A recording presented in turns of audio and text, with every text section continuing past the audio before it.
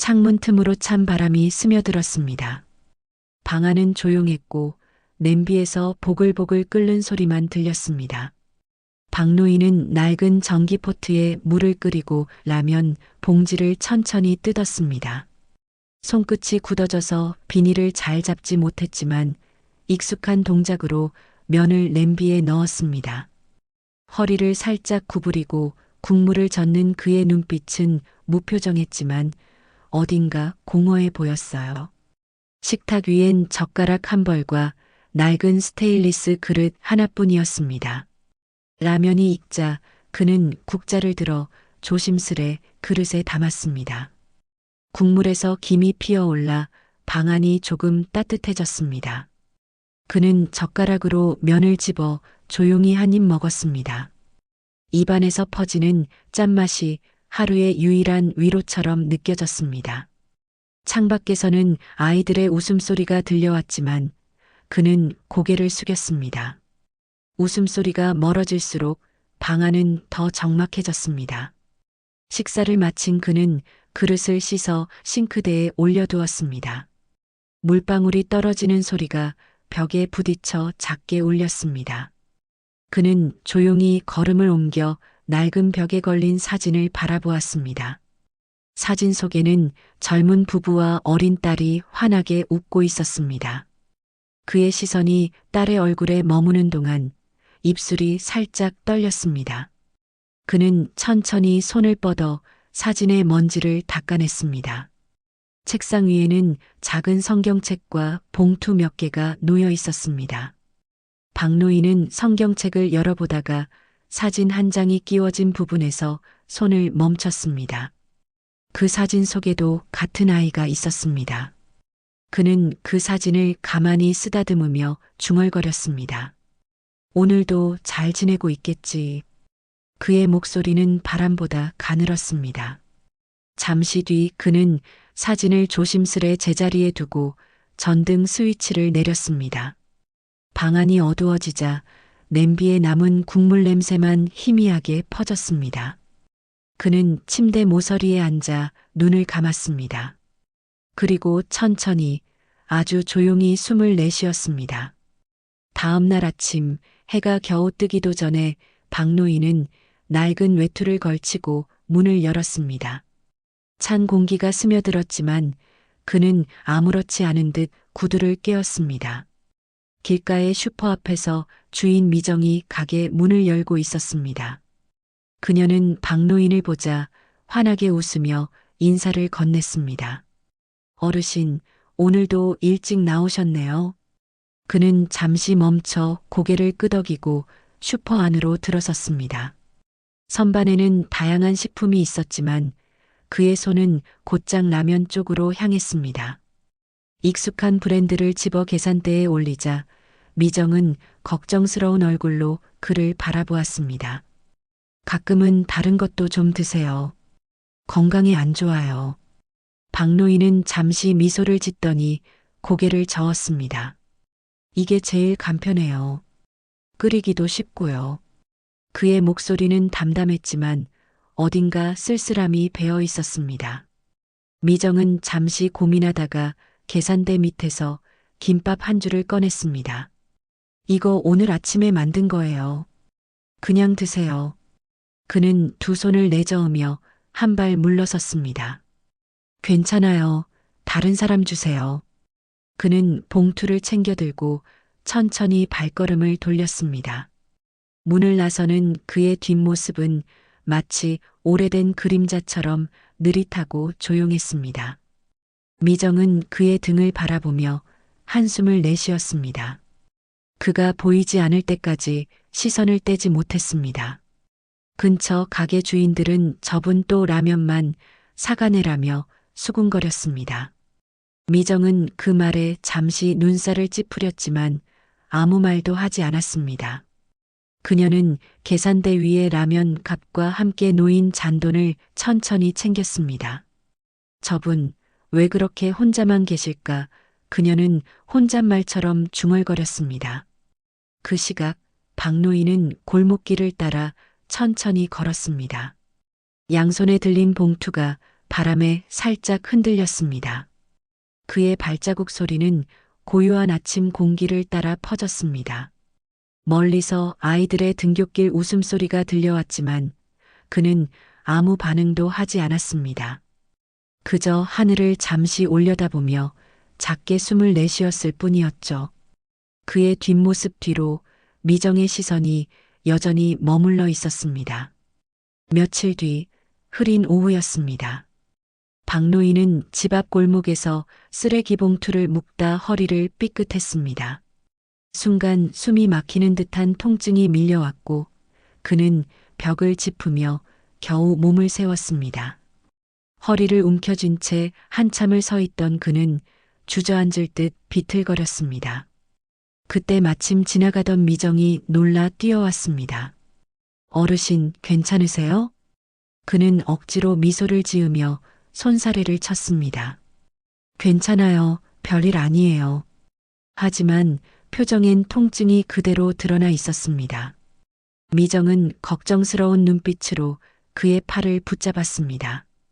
그녀는 병원에 가자고 설득했지만 그는 끝내 고개를 저었습니다. 괜히 돈만 써요. 파스 붙이면 나아요. 그는 고집스레 발길을 돌려 집으로 들어갔습니다. 잠시 뒤 동네 청년 지훈이 미정의 부탁을 받고 약국으로 달려갔습니다. 지훈은 파스와 진통제를 사와 조심스럽게 문을 두드렸습니다. 할아버지, 이거 미정 이모가 보내셨어요. 박노인은 문을 열고 어색하게 미소를 지었습니다. 고맙네. 근데 약값은 얼마요? 지훈은 손사래를 치며 웃었습니다. 그냥 받으세요. 대신 라면 한 개만 주세요. 박노인은 웃음을 터뜨리며 주방으로 걸어갔습니다. 라면이라 그건 줄 수 있죠. 그는 조심스레 라면 한 봉지를 꺼내 지훈에게 건넸습니다. 지훈은 잠시 망설이다 라면을 받아들었습니다. 그의 눈빛에는 묘한 따뜻함과 슬픔이 함께 섞여 있었습니다. 그날 밤 박노인은 침대 곁에 앉아 허리를 매만지며 편지 꾸러미를 꺼냈습니다. 낡은 종이를 펴자 희미한 글씨들이 눈에 들어왔습니다. 수진아, 아버지가 요즘은 라면만 먹는다. 내가 좋아하던 김치찌개는 이제 못하겠구나. 글씨는 삐뚤었고 잉크는 번져 있었습니다. 그는 편지를 쓰다 말고 잠시 눈을 감았습니다. 창문 밖에서는 겨울비가 내리고 있었습니다. 방 안의 조명은 노랗게 깜빡였고 그의 그림자가 벽에 길게 드리워졌습니다. 그는 펜을 내려놓고 조용히 숨을 고르며 창밖을 바라보았습니다. 수진아, 오늘은 정말 보고 싶다. 그의 목소리는 허공에 스며들 듯 작았습니다. 책상 위에 놓인 편지지는 아직 마르지 않은 잉크 자국을 남긴 채 흔들리고 있었습니다. 그의 방 안엔 라면, 국물 냄새와 오래된 종이 냄새가 함께 섞여 있었습니다. 그리고 시계 초침 소리만이 그의 멈춘 시간을 천천히 이어가고 있었습니다. 비가 멈춘 다음 날 미정은 박노인의 방 청소를 도와주러 갔습니다. 그는 허리 통증이 여전했지만 괜찮다며 억지로 웃었습니다. 방 안은 오래된 먼지와 라면 냄새가 섞여 있었고 창문은 닫힌 지 오래된 듯 했습니다. 미정은 마스크를 쓴 채 쓸고 닦으며 구석의 상자를 정리했습니다. 그때 낡은 상자 속에서 봉투 꾸러미 하나가 떨어졌습니다. 그녀는 무심코 그것을 주워들었다가 숨이 멎었습니다. 봉투 겉면엔 또박또박 수진에게라고 적혀 있었습니다. 미정은 잠시 손을 멈추고 주위를 살폈습니다. 박노인은 부엌에서 라면을 끓이고 있었습니다. 끓는 물소리 사이로 그의 조용한 콧노래가 들렸습니다. 미정은 조심스럽게 봉투 하나를 꺼내 펼쳤습니다. 편지지는 누렇게 바랬고 잉크는 번져 있었습니다. 그날 내가 나간 뒤 아버지는 하루도 편히 잠들지 못했다. 그 문장을 읽는 순간 미정의 손끝이 떨렸습니다. 그녀는 나머지 편지들을 급히 확인했습니다. 날짜는 제각각이었고 어떤 건 20년도 넘은 것이었습니다. 편지는 모두 박노인이 딸에게 쓴 것들이었습니다. 보내지 못한 사과와 그리움이 빼곡히 적혀 있었습니다. 이건 미정은 숨을 고르며 눈시울을 훔쳤습니다. 그녀의 가슴 속에서 뭉클한 무언가가 밀려올랐습니다. 잠시 후 박노인이 부엌에서 나왔습니다. 그는 라면 냄비를 들고 천천히 걸어왔습니다. 미정 씨, 여기 좀 드세요. 오늘은 좀 많이 끓였어요. 미정은 급히 편지꾸러미를 상자 안에 넣었습니다. 아, 네, 감사합니다. 그녀는 평소보다 낮은 목소리로 대답했습니다. 박노인은 미정이 무언가를 숨겼다는 걸 눈치채지 못한 듯 했습니다. 그는 라면을 그릇에 덜며 덤덤히 말했습니다. 딸이 어릴 때 라면을 참 좋아했어요. 국물까지 다 마셨죠. 그의 얼굴에는 짧은 미소가 스쳤다가 사라졌습니다. 미정은 젓가락을 들지도 못한 채 그를 바라보았습니다. 그의 손등에는 주름이 깊게 패여 있었고 식탁 위엔 편지의 봉투 자국이 희미하게 남아 있었습니다. 방 안엔 라면 냄새 대신 묘한 정적이 감돌았습니다. 미정은 그날 밤 집으로 돌아와 한참 동안 잠을 이루지 못했습니다. 그녀의 마음속엔 알 수 없는 울림이 번지고 있었습니다. 그 울림은 죄책감인지 연민인지 아니면 오래된 사랑의 잔향인지 알 수 없었습니다. 단지 확실한 건 그녀가 이제 그를 그냥 두지 못하리란 것이었습니다. 박노인의 창문 너머 희미한 불빛이 새어나와 조용히 흔들리고 있었습니다. 며칠이 지나고 미정은 편지꾸러미의 진실을 밝히기 위해 움직였습니다. 그녀는 동사무소를 찾아가 과거 주소지와 주민기록을 확인했습니다. 직원은 오래된 자료를 뒤적이며 고개를 갸웃했습니다. 박수진 예전에 이 지역에 거주했는데 지금은 기록이 없네요. 그 말에 미정은 눈을 내리깔고 조용히 고개를 끄덕였습니다. 그녀는 포기하지 않고 인터넷 검색과 주민센터 문의를 이어갔습니다. 밤늦게까지 화면 속 이름과 주소를 번갈아 보며 눈을 비볐습니다. 지훈이 슈퍼에 들러 그런 미정을 보고 물었습니다. 이모, 요즘 왜 이렇게 피곤해 보여요? 그녀는 망설이다가 진실을 털어놓았습니다. 박 어르신 딸을 찾고 있어. 꼭 알려줘야 할 게 있거든. 지훈은 놀라며 잠시 말을 잃었습니다. 그는 휴대폰을 꺼내 검색을 도와주기 시작했습니다. 그리고 오래된 기사 한 편을 발견했습니다. 교통사고로 숨진 여성, 미확인 가족 연락 안 돼, 이름은 박수진. 미정은 손끝이 얼어붙은 듯 화면을 바라보았습니다. 기사를 클릭하자 희미하게 보이는 사진 속 인물은 낯익은 얼굴이었습니다. 그녀는 입술을 떨며 화면을 손으로 덮었습니다. 눈시울이 붉어지고 가슴이 쿵쿵 뛰었습니다. 어르신 딸이 돌아가셨구나.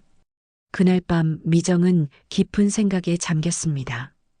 그녀는 박노인에게 이 사실을 알려야 할지 고민했습니다. 진실이 그분을 더 아프게 하지 않을까 하지만 모르고 사는 게 나을까? 창밖에 내리는 가을비가 유리창을 두드렸습니다. 그녀는 손바닥으로 이마를 짚으며 한숨을 내쉬었습니다. 결국 그녀는 마음을 다잡고 다음 날 그를 찾아가기로 했습니다. 이튿날 박노인의 문을 두드리자 익숙한 냄새가 풍겨왔습니다. 그는 평소처럼 라면을 끓이고 있었고 김이 천천히 올라왔습니다. 미정 씨, 오셨어요? 오늘은 참 따뜻하네요. 그의 미소는 평온했지만 그 속엔 오래된 외로움이 스며 있었습니다. 미정은 한참 동안 아무 말도 하지 못했습니다. 입술이 몇 번이나 열렸다가 닫혔습니다. 결국 그녀는 눈가를 훔치며 고개를 숙였습니다. 그는 이상하다는 듯 고개를 기울였습니다. 왜 그래요? 어디 아파요? 그의 목소리는 여전히 다정했습니다. 그녀는 차마 진실을 입 밖으로 꺼내지 못했습니다. 그 대신 작은 목소리로 말했습니다. 그냥 오늘따라 마음이 좀 그렇네요. 그녀의 눈물 한 방울이 식탁 위에 떨어졌고 라면 국물과 섞여 천천히 번져갔습니다. 밤이 깊어졌습니다. 미정은 잠을 이루지 못한 채 불 꺼진 가게 안에서 편지를 쓰고 있었습니다. 몇 번이나 종이를 구겨버리기를 반복하다가 마침내 한 줄을 써내려갔습니다. 수진 씨는 이제 아픔이 없는 곳에서 아버지를 보고 계세요. 그녀는 펜을 내려놓고 눈을 감았습니다. 창밖에는 겨울비가 부슬부슬 내렸고 가로등 불빛이 젖은 거리 위에서 흔들렸습니다. 그녀는 봉투에 조심스레 편지를 넣고 박노인 어르신께라 적었습니다. 그리고 이튿날 새벽 그의 우편함에 조용히 그 편지를 넣어두었습니다. 그녀는 잠시 문 앞에 서서 고개를 숙였습니다. 그 눈빛엔 깊은 슬픔과 위로가 함께 담겨 있었습니다. 아침이 되자 박노인은 우편함을 열었습니다. 편지 한 통이 그의 손에 들어왔습니다. 그는 봉투를 살며시 열어 한 줄 한 줄 읽었습니다. 글씨가 흔들리며 시야가 흐릿해졌습니다. 이제 아픔이 없는 곳에서 아버지를 보고 계세요. 그 문장을 끝까지 읽기도 전에 그의 손이 떨렸습니다. 그는 아무 말 없이 의자에 주저앉았습니다. 눈가에는 눈물이 맺혔고 가슴은 묘하게 따뜻하면서도 시려왔습니다. 한참 동안 그렇게 앉아있던 그는 부엌 쪽으로 천천히 몸을 돌렸습니다. 그는 라면 대신 쌀통을 열었습니다. 오랜만에 밥을 짓는 손길은 서툴고 느렸습니다. 쌀을 씻는 동안 물속에 비친 자신의 얼굴을 물끄러미 바라보았습니다. 얼굴에는 깊은 주름이 새겨져 있었고 눈가엔 오래된 피로가 묻어 있었습니다. 밥솥에서 김이 오르기 시작하자 그는 작은 상을 차렸습니다. 그 위엔 하얀 밥 한 그릇과 낡은 사진 한 장이 올려졌습니다. 그는 사진 속 딸을 조용히 바라보았습니다. 이제야 밥을 해주는구나, 수진아. 그의 목소리는 떨렸지만 따뜻했습니다.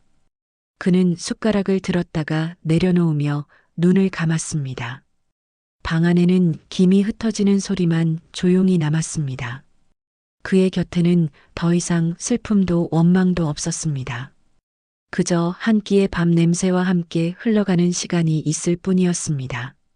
바람이 창문 틈새를 스쳤고 촛불처럼 흔들리는 빛이 그의 얼굴 위에 머물렀습니다. 그는 마지막으로 사진을 바라보며 미소를 지었습니다. 이제 괜찮다, 배부르다. 그 말과 함께 그의 어깨가 천천히 내려앉았습니다. 그는 오랜 세월 품어왔던 미안함을 내려놓은 듯 평온한 표정이었습니다. 그리고 방 안은 조용히, 아주 조용히 정적에 잠겼습니다. 밥 냄새만이 따뜻하게 퍼지며 그를 감싸고 있었습니다.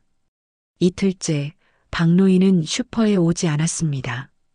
평소 아침마다 들리던 문 여는 소리가 사라지자 미정은 불안한 마음이 들었습니다. 그녀는 창밖을 내다보다가 조용히 외투를 챙겨 입었습니다. 지훈에게 잠깐 어르신 댁 좀 다녀올게라고 말하고 서둘러 길을 나섰습니다. 골목 끝 작은 집 앞에 도착하자 문틈으로 희미한 밥 냄새가 새어나왔습니다. 그 냄새는 어쩐지 마음을 저리게 했습니다. 그녀는 초인종을 눌렀지만 아무런 대답이 없었습니다. 문을 여러 번 두드려도 안에서는 인기척이 들리지 않았습니다. 결국 미정은 경찰에 신고를 했고 곧 순찰차가 골목에 들어섰습니다. 경찰관이 문을 강제로 열자 미정은 본능적으로 숨을 멈췄습니다. 방 안은 고요했습니다. 밥 냄새와 함께 따뜻한 온기가 아직 남아 있었습니다. 책상 위에는 수진에게라고 적힌 편지 한 통이 놓여 있었습니다. 그리고 그 앞에는 박노인이 평온한 얼굴로 앉아 있었습니다. 그는 마치 잠시 눈을 붙인 사람처럼 고요했습니다. 그의 앞에는 하얀 밥 한 그릇과 사진 한 장이 가지런히 놓여 있었습니다. 미정은 입술을 막으며 조용히 울음을 삼켰습니다. 어르신 그녀의 목소리는 거의 속삭임처럼 흘러나왔습니다. 경찰관은 잠시 묵묵히 서 있다가 모자를 벗어들었습니다. 방 안을 감싸는 공기가 너무도 따뜻하고 또 너무도 슬펐습니다. 미정은 떨리는 손으로 편지를 들었습니다. 이제 아버지도 밥 먹었단다. 너도 편히 쉬어라. 그 짧은 문장을 읽는 순간 눈물이 볼을 타고 흘렀습니다. 편지를 품에 안은 그녀는 천천히 고개를 숙였습니다. 이젠 정말 배불러 가셨네요. 그녀는 흐느끼며 조용히 웃었습니다. 지훈이 창문을 열자 부드러운 바람이 방 안으로 스며들었습니다. 그 바람은 밤 냄새와 섞여 따뜻하게 흐르고 있었습니다. 책상 위의 사진 속 가족은 여전히 웃고 있었습니다. 그 웃음은 오랜 세월의 슬픔을 감싸듯 부드럽고 평화로웠습니다. 며칠이 흘렀습니다. 박노인의 집은 조용히 정리되었고 이웃들은 그를 추모하기 위해 골목에 모였습니다. 문 앞에는 작은 상자가 놓여 있었습니다. 혹시 누군가 배고프면 이걸로 끼니를 때워요. 나는 이제 배불러요. 그 문장은 낯익은 글씨로 단정하게 적혀 있었습니다. 상자 안에는 라면이 가지런히 쌓여 있었습니다. 미정은 상자를 들여다보다가 조용히 눈을 감았습니다. 그녀의 눈가에는 눈물이 맺혔지만 입가엔 미소가 번졌습니다. 정말 따뜻한 분이셨죠. 마지막까지 남을 걱정하시다니. 옆에 있던 지훈이 고개를 끄덕이며 상자를 품에 안았습니다. 지훈은 그 라면을 들고 주민센터로 향했습니다. 그는 담당자에게 상자를 건네며 말했습니다. 이걸 노숙자분들께 나눠주세요. 그분이 그걸 원하셨어요. 직원은 고개를 숙이며 상자를 받아들었습니다. 며칠 뒤 골목 사람들은 서로 약속이라도 한 듯 집 앞에 라면 한 봉지를 두기 시작했습니다. 누구도 말하지 않았지만 모두 같은 마음이었습니다. 그 라면 봉지들은 하나둘 쌓여 작은 추모의 벽이 되었습니다. 그 위로 바람이 불면 봉지가 살짝 흔들리며 사각거렸습니다. 그 소리는 마치 박노인이 부드럽게 웃는 소리처럼 들렸습니다. 골목에는 그가 남긴 따뜻한 향기가 천천히 번지고 있었습니다. 몇 주 후 미정은 어린 아들과 함께 박노인의 무덤을 찾았습니다. 그곳은 이름 없는 비석 하나와 조용한 나무 한 그루뿐이었습니다. 미정은 아이의 손을 잡고 말했습니다. 그 할아버지 덕분에 우리가 밥을 먹을 때마다 감사할 수 있단다. 아이는 고개를 끄덕이며 가방에서 라면 하나를 꺼냈습니다. 그는 조심스럽게 비석 앞에 라면을 내려놓았습니다. 바람이 불어와 봉지를 살짝 흔들었습니다. 그때 햇살이 구름 사이로 스며들며 비석 위를 비추었습니다.